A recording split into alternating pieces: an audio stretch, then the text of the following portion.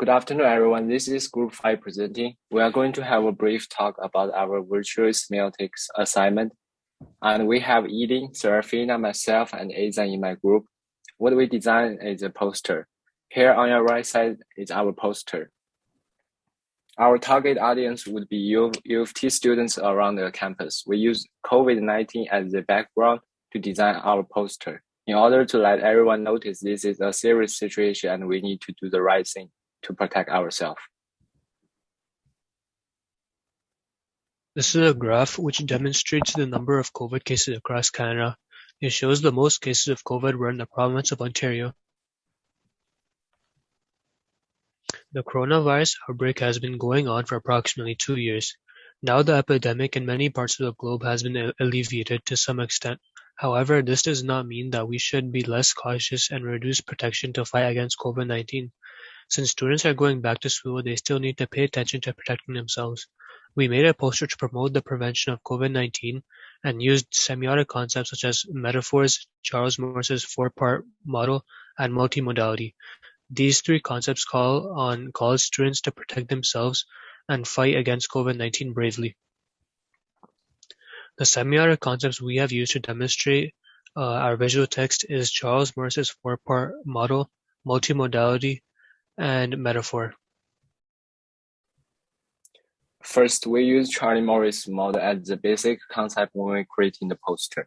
And the concept contains 4 parts, which are the sign vehicle, the interpreter, the object, and the interpretant. And in our project, the sign vehicle represents our goal, which is to let the audience have faith to win this fight against COVID after they see this poster. And interpreter is the members in our group that made this project. And the object is our U of T student who saw this poster, and finally the interpretant is we want to call on more young people to pay attention to this pandemic and encourage all people to strengthen their protection in order to keep everyone safe. Then let's talking about the multimodality. It refers to use multiple media forms to create a meaningful modality. And in our poster, we use multimodality to express the idea that we want to convey. It's a combination of pictures, signs, and text. And in the middle of the poster, it's a boy wearing a mask, holding a sword and shield. He represents the target audience of our poster, the students on campus. And the floating viruses in the air just look like they were ready to invade his body. All of this can be considered as the picture elements in the poster. And the poster also features signs with epidemic prevention elements such as N95 mask, hand cleaning, and disinfectants. And in addition, we also added text to the poster like be a fighter to illustrate that we need to fight against the coronavirus, and the shield and sword to make the audience better understand the content of the poster.